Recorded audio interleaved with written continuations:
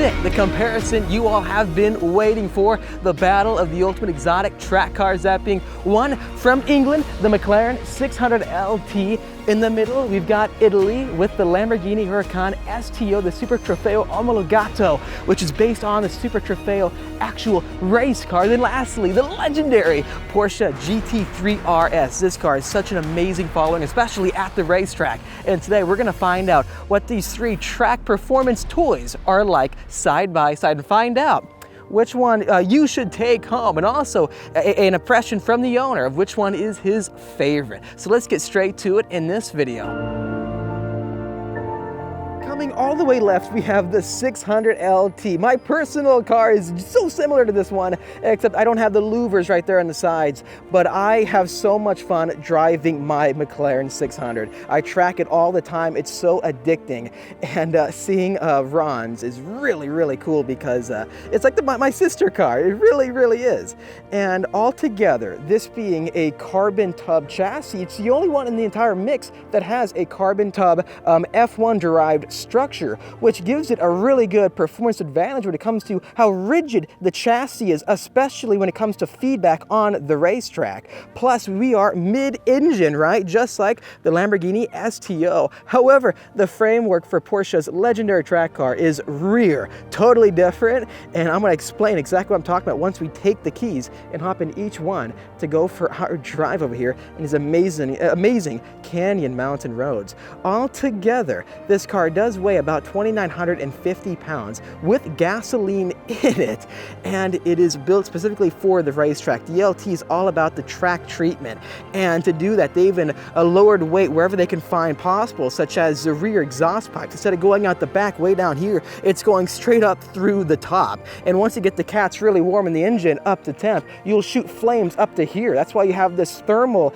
basically a NASA coating on the rear spoiler itself. You really can feel all this aero work on the racetrack, which makes it very fun. Horsepower wise, you have 592 horsepower, and comes on with a twin turbocharged 3.8 liter V8 out back, which you gotta get the turbos spooled up, but once they're spooled up, then you fully can feel the warp speed that McLaren is so famous for. Coming all the way down, the 600LT does have the tire weakness when it comes to the entire lineup: two 85/35 by 20s, and then two 25s up front. And here in the middle, next up, is the Lamborghini STO, the race car edition Lamborghini. This entire front hood is finished in carbon fiber. It's one big piece for the entire front end assembly where it lifts up with it. Make sure not to hit a deer driving it, nothing like that, because the cost to replace it is going to be astronomical. Now imagine the Lamborghini Performante, the 600 and basically 40 horsepower V10 monster that put down the Nürburgring lap record. But then let's make that all-wheel drive supercar rear-wheel drive, just like the Super Trofeo race car. Add a roof scoop out back, which definitely looks amazing side by side with the Performante. This is a different animal. All the aerodynamics have been reworked to give you maximum aerodynamic downforce for more grip on the racetrack. You even have this brand new S-duct design up front, which gives you more front axle grip. This roof scoop out back doesn't actually go to the intake, so you won't get intake noise like McLaren's. This is for cooling on the racetrack, and I love this Veneno style venting system above the V10 with this blade going down the middle. Downforce, you can adjust this. So instead of having the Ala active aero system, which uses different basically intakes that can close and open to redistribute the air to give you like less drag or more drag, this has got a fixed setup, just like the Super Trofeo race car, and it should be a very, very neutral and fun to drive on the racetrack, because depending on what you want, you can increase the rear grip or lower it to get the tail end more happy. The 600 has a tire disadvantage with 285 stock.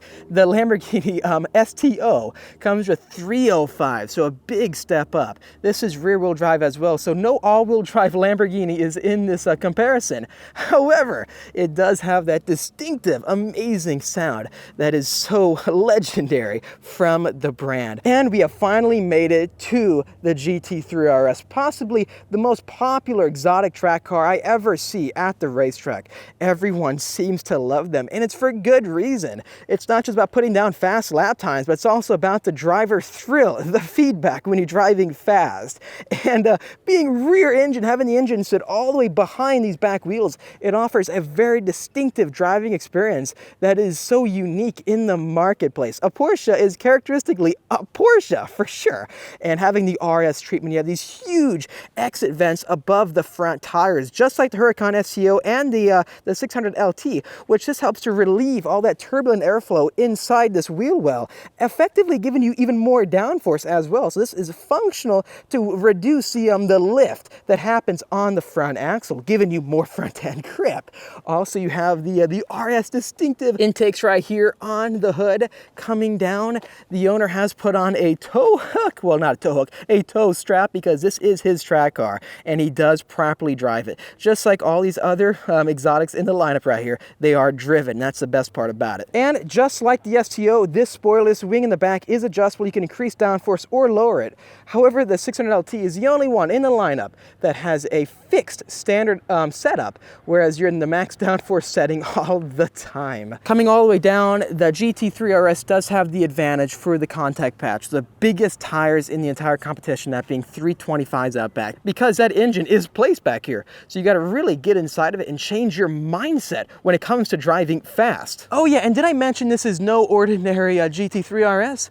Well, it's got a ton more horsepower. It's got a 4.5 liter 6-cylinder, so it's custom. It's got about 600 horsepower, and yeah, it's definitely at no disadvantage against the competition, because all three of these cars are within that 600 horsepower range, that figure. And me being a track enthusiast, I am so pumped about it. So you know what? Let me see what the RS experience is all about. I've driven the GT2 RS, the GT3s. This vehicle has been pretty elusive to me. I haven't been able to really experience it. And today's finally the day, and we're doing it right with a custom built one that can, I think, compete with the rest of these supercars in the lineup. Okay, first one up is the Porsche GT3 RS. Love the key, little silhouette of the vehicle itself. Let's hop inside and see what it is like.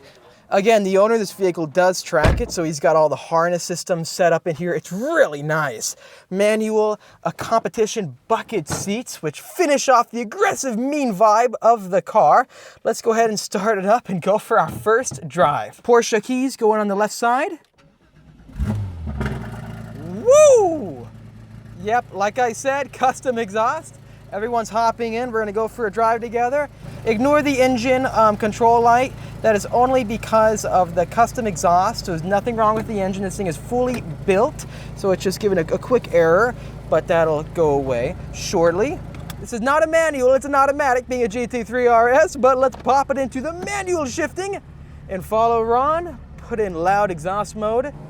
Wow, so right away, oh, everyone's saying, whoa! Right away, the throttle response is very, very instantaneous. He said, get ready to plug your ears when you go fast. So let's see if he's right. Here we go. Whoa! That's insane!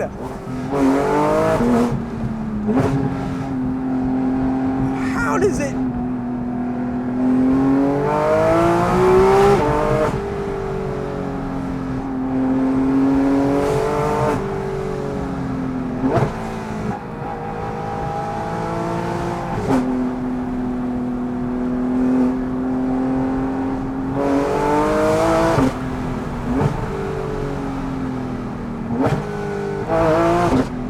Oh my gosh. This thing is so raw.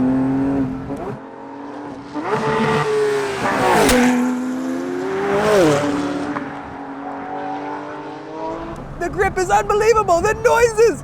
I cannot stop smiling and laughing right now. This is insane. Literally downshifts with this custom exhaust. Yeah, there's no need to go any louder. You don't need to straight pipe it. Like, just listen to this. Ready? Downshift.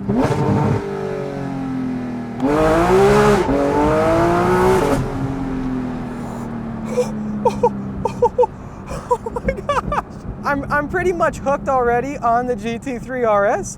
The noises it's making, the throttle response is instantaneous. It's naturally aspirated. The 4.5 liter in this car is blowing my mind. This is built right. The front end grip is just amazing. I love the steering feel. It's so intuitive. I mean, it makes me feel so confident and just, it feels good, the feedback. The entire car is raw. I'm sitting low in the chassis, and he's gunning it. Let's do that, shall we?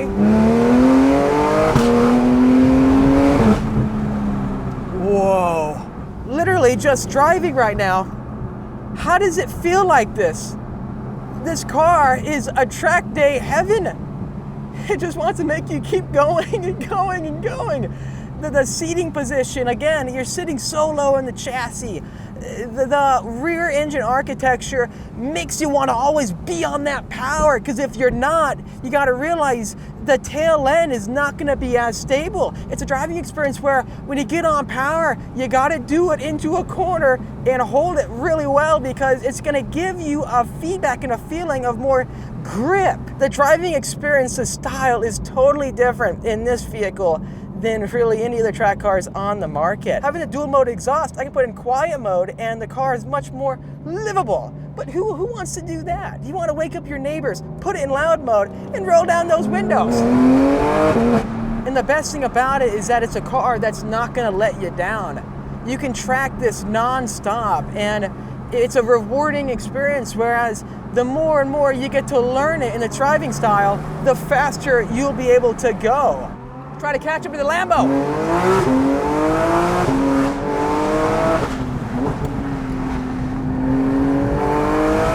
This is the loudest car in the competition, and I understand completely why.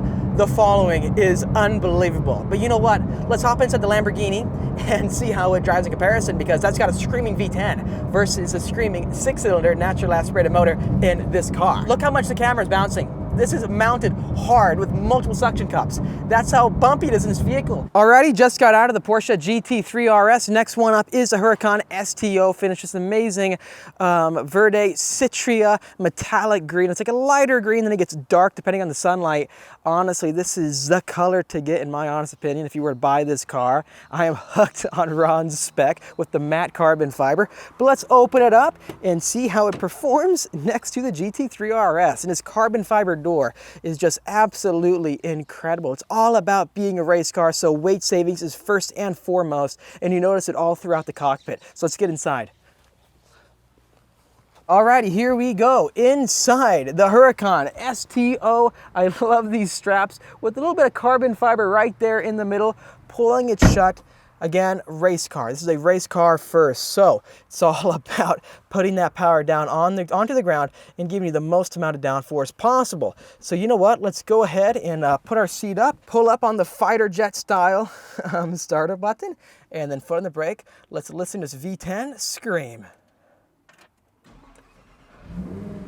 Wow, okay, so yeah, it's definitely quieter than that custom GT3 RS, because this is stock, right, as you would expect. It's got to pass regulations. Pull on the right paddle shifter, it goes into drive. Driving the Huracan STO.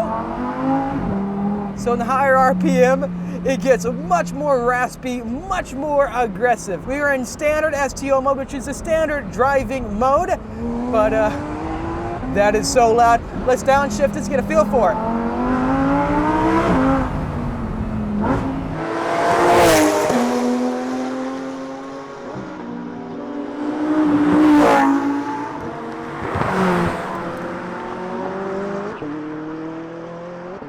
Here we go.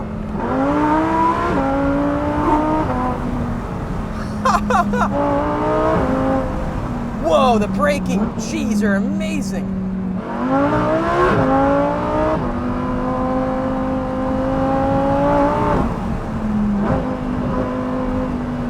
Wow.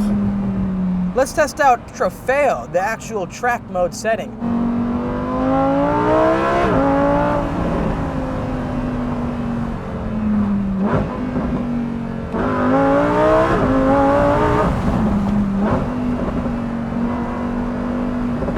Wow, okay, so I gotta say this.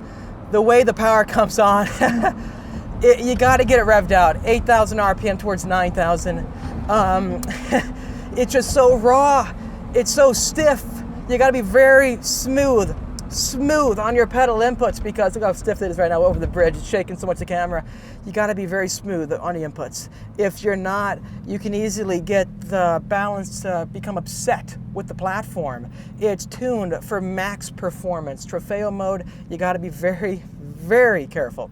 However, it's like that for a reason, because this is a race car, and these are the inputs I think you want for the racetrack. Could it be a bit more smooth? Yeah, but that takes some of the fun away from it. You got to get in this car with the right mindset, and once you do get into it, you realize how, I think, in my opinion, this is the greatest Lamborghini they've ever made. Huracan Performante, basically rear-wheel drive. Who doesn't want that? A lot of people are saying how all-wheel drive is great for Lambo, but they want that rear-wheel drive fun factor of sliding that tail end around and getting that rotation into a corner.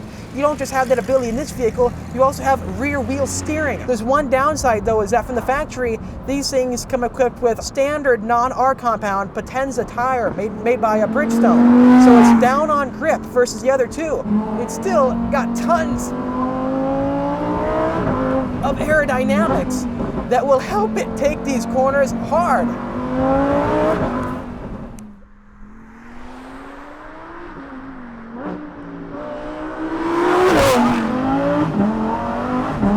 Wow! It sounds absolutely amazing.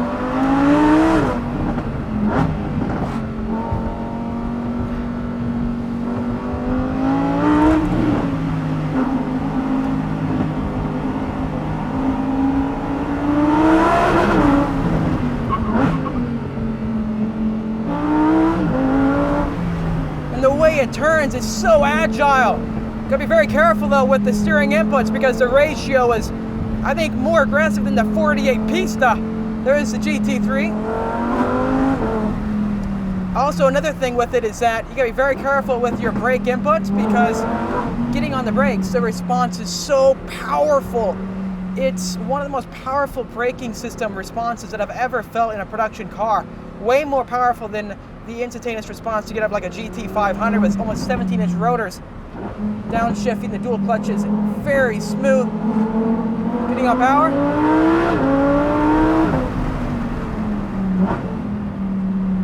I love the way this thing drives.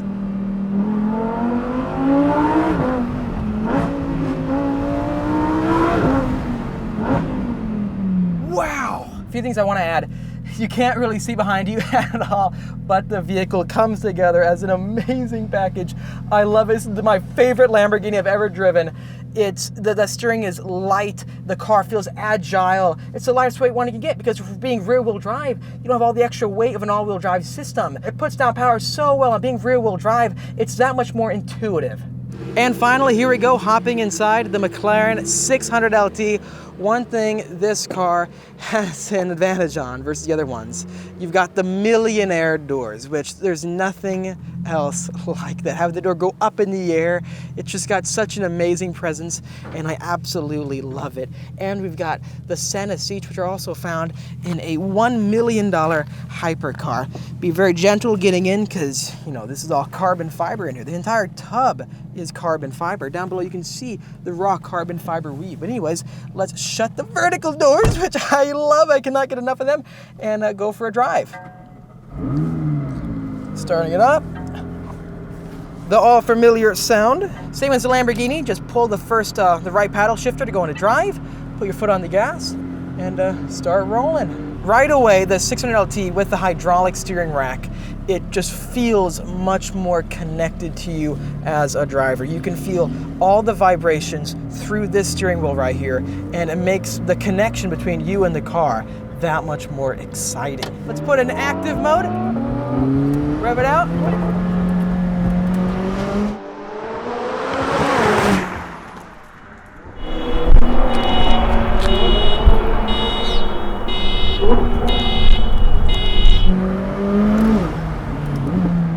Wow! The way it just pops and crackles on every downshift, it's so raw! Oh my gosh!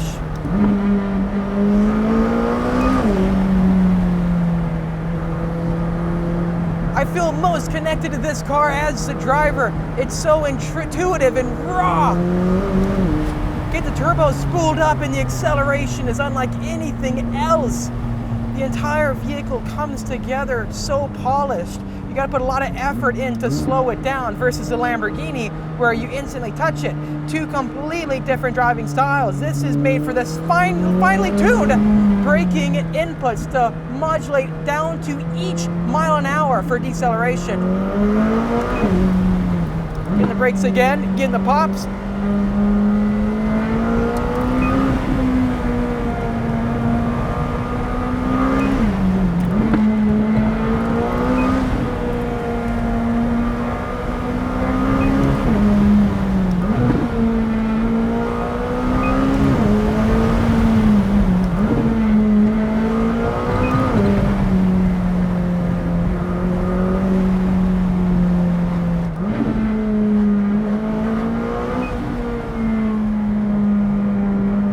Front end grip just let off on the brake and it rotates in so hard into a corner. Getting off the power, the transitions between every input you give it are just beyond smooth.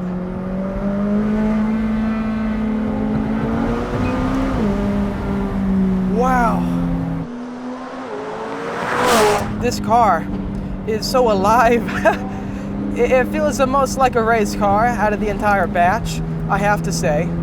And it's because you've got that carbon fiber tub. You can feel all the vibrations throughout the RPM band. High in the RPMs, the seats, they vibrate, they shake. The hydraulic steering rack feels so connected to you. Get inside this car and it wraps around you like a glove. There's something truly special about this car. Even getting out of the 765LT Coupe and Spider, this still holds its own ground. It's got that perfect balance of acceleration, braking performance, stability in a corner. All this aero is actively working at all times. I can feel it as a driver. The front end grip is unrelenting and it's tuned so that you can get it, the tail end happy. You can get some rotation and slide it. Being the LT, it's all about the track treatment. And what's interesting about this car versus the others is that no, you don't have rear wheel steering and no, you don't have a rear engine design. However, it is using something called brake steer, whereas when you get into a corner, since this vehicle doesn't have a normal differential, a limited slip differential, it's not using that to rotate. It's actually applying the brakes on the inner side of the car to allow for that rotation into a corner, which gives agility not only for the top speed acceleration and high speed corners, but also low speed, because you're able to wrap that front end around any corner you want, and once you hit the apex, mash the throttle and you rock it out. The throttle inputs, the braking inputs are very finely tuned. It's not abrupt. The power comes on, not the most gradual. You gotta get the turbo spooled up, so that's one negative. So let's give it one more quick go for the corners and get on out and join Ron, the owner. Wow!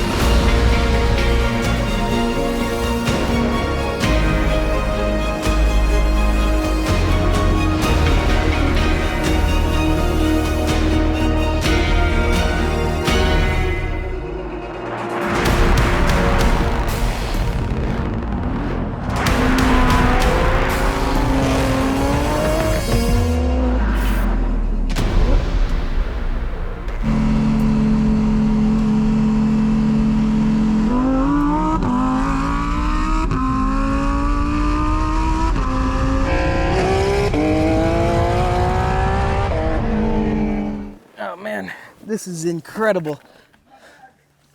Now, Ron, you've got one epic collection, dude, I gotta say. Thanks, man. This lineup, when you walk in the garage, which one do you gravitate towards first? Because they're so different, every single one. Yeah, this catches your eye for sure, especially under fluorescent lights. The paint is insane. I mean, it looks good in the sun too. This has got to be, I think, one of the best colors you can possibly get for the Huracan. And the way it dries, it's funny because the team have found a way to make it so raw and intuitive being rear-wheel drive now that it feels like a proper track day toy. Have you tracked it yet, actually? No, not yet. Are you gonna? Of course.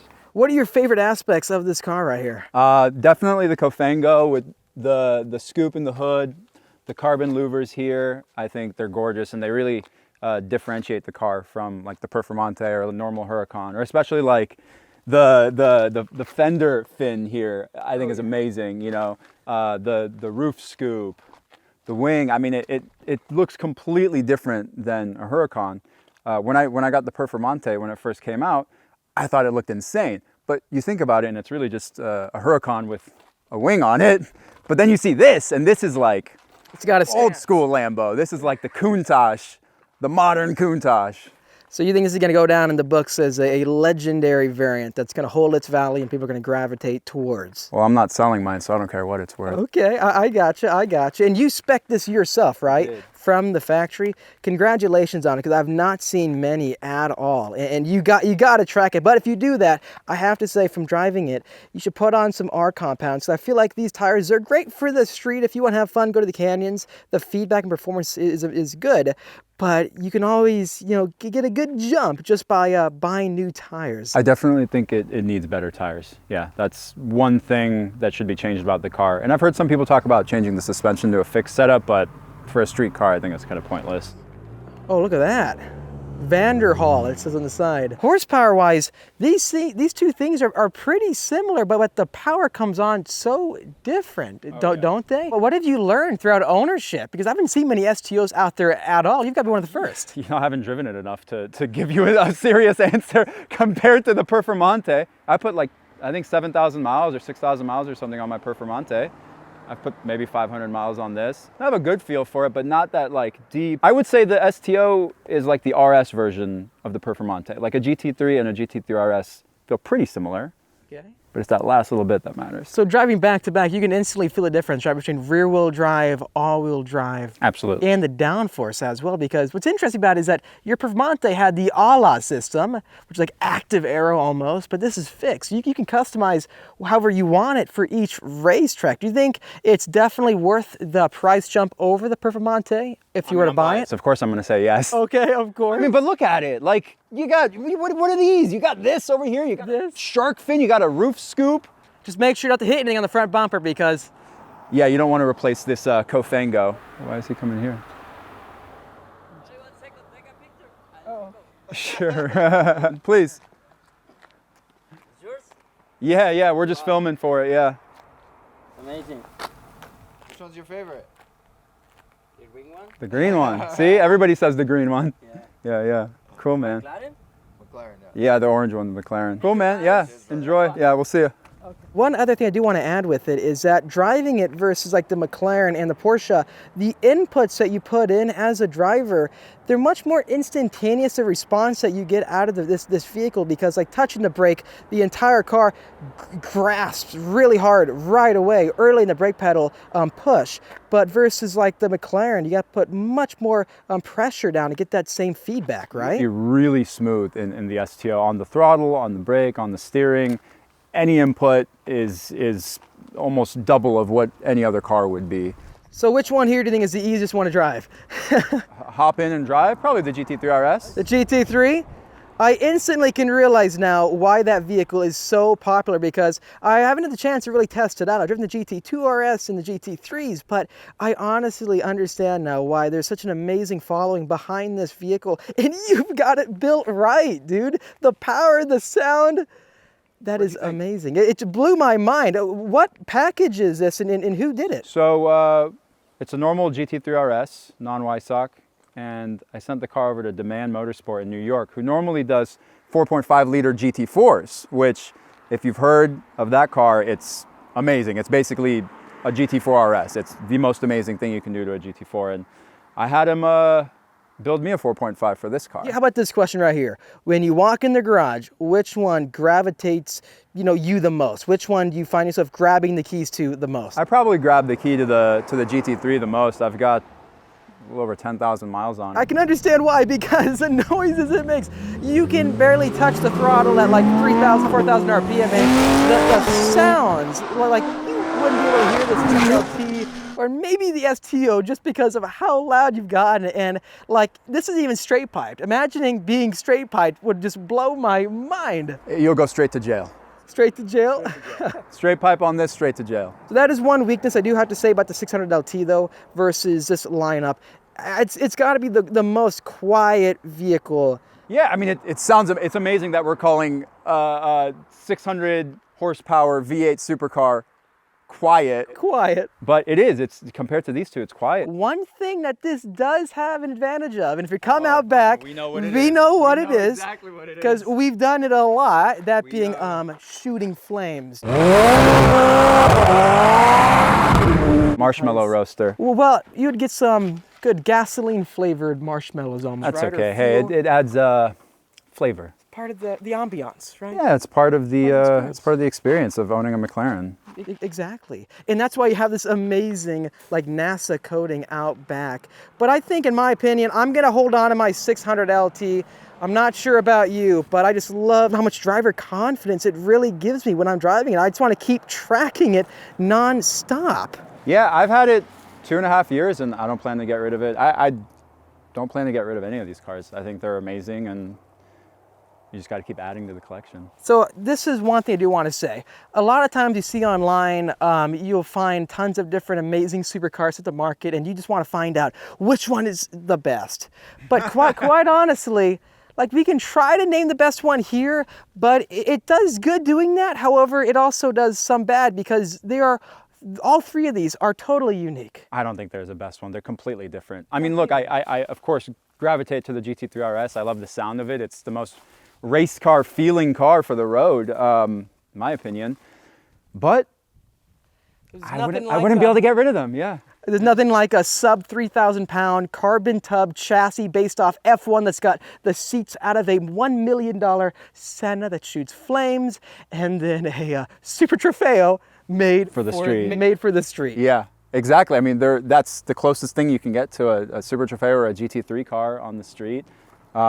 This is the coolest nighttime driving experience you'll ever have, shooting flames constantly in your mirror. I mean, your mirror is basically blue at night, right? Yes. To wrap everything up, it's for the street all day long. It sounds so amazing. This car, I love how much of a driver's car it truly is. I feel so connected to it. I'm so used to driving it. I do think the McLaren is the most raw of the cars as far as like when you're inside of it. You feel everything vibrates, right? Does your mirror vibrate? Everything vibrates. Always vibrating. The steering wheel is like shaking. When you shift, you feel like the transmission and everything like working. Whereas I think this feels a little more outified. It's got so much drama that it makes it so special. Yeah. You can't even see out your back window, can you? No. It's got to be a special occasion if you want to drive it. So I completely understand how you've got one of each. Thanks for watching this video. If you liked it, make sure to hit the like button to help us out and subscribe for much more great content coming out your way. Make sure to follow Ron on Instagram. I'll have his name floating on the screen right now. An epic collection. This is right behind me. All three of them are totally unique. Which one is your favorite? Which one right here would you want to take home? I'm hooked on all three of them, and I'd love to have a collection just like this. Anyways, I'll see all of you in the next episode.